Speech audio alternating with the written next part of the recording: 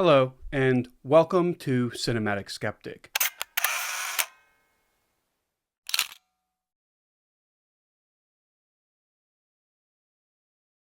When I watch a movie, especially now that I'm analyzing them often and more deliberately, I find myself paying attention to something I used to notice, but now I'm noticing it more often. I'm not just asking what the story is saying. I'm asking where people place themselves inside of it. Not who they say they like, not who they think they're supposed to admire, but who they feel closest to, who they borrow a spine from, who they defend silently, who they excuse, who they overlook entirely. Because every time we sit in front of a story, we enter it carrying our own history, our own fears, our own justifications, and our own blind spots. And stories don't just entertain us, they may also test us and teach us. This has been on my mind a lot while working on To Kill a Mockingbird. It's a film people often describe as clear-cut, good and evil, right and wrong, Atticus Finch as a moral north. But when I look closer, when I listen to how people talk about it, I start hearing something else. I hear where people place themselves in the story. Some people see themselves as Atticus. Maybe that means measured, calm, rational, the voice of reason in a hostile room. Some identify with Scout, maybe confused, observant, absorbing contradictions faster than adults realize. Some with Jem, whose moral certainty fractures when reality refuses to cooperate. But then there are other alignments people don't like to talk about. Some people relate to the townsfolk, not as villains necessarily, but as them just being normal, busy, embedded, socially pressured, uncomfortable, but not enough to act. And that's when the film stops feeling historical and may start feeling diagnostic. Because identification isn't random, we don't attach to characters by accident.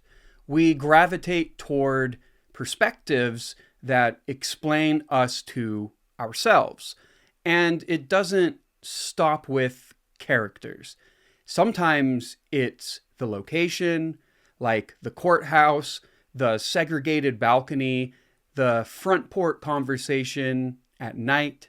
Sometimes it's the clothing. Who looks respectable? Who looks suspicious? Who looks out of place before a word is spoken?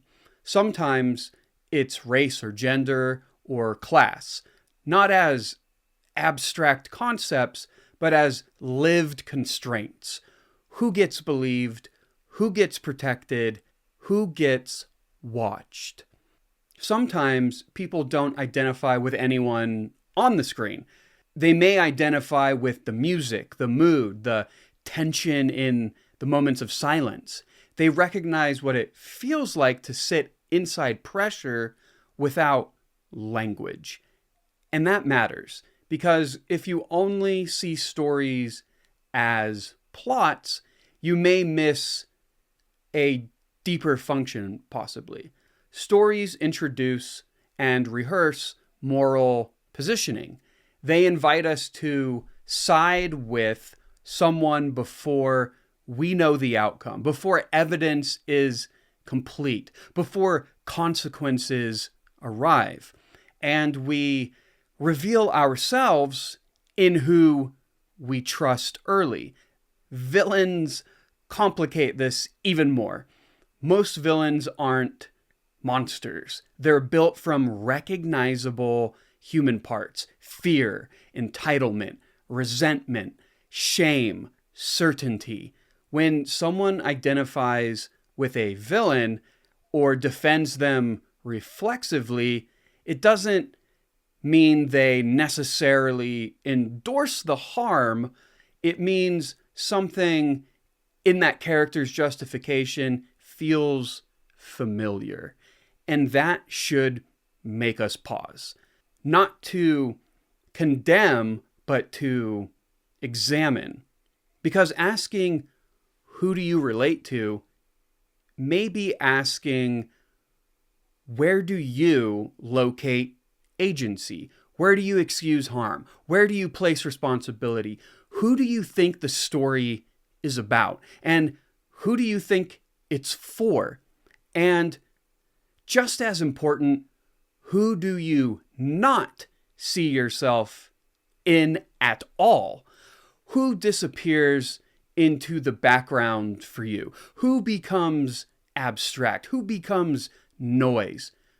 With To Kill a Mockingbird, that question matters because the danger in the story isn't only the obvious injustice. It's the quiet consensus, the social gravity, the people who don't shout, don't stand up, don't say anything, and only observe, and may even make excuses for what they see and hear. Stories don't just show us heroes and villains. They expose our comfort zones. They show us whether we imagine ourselves as actors or observers or outspoken disruptors. So when you finish a movie, especially one that deals with power, justice, or truth, try asking questions and sit with it for a moment longer than feels comfortable. Not who is right, necessarily, but where did I stand without realizing it? Because that answer doesn't just tell you how you watch movies, it tells you how you understand the world. And sometimes, if you're being intellectually honest enough to listen, it tells you what still needs to change.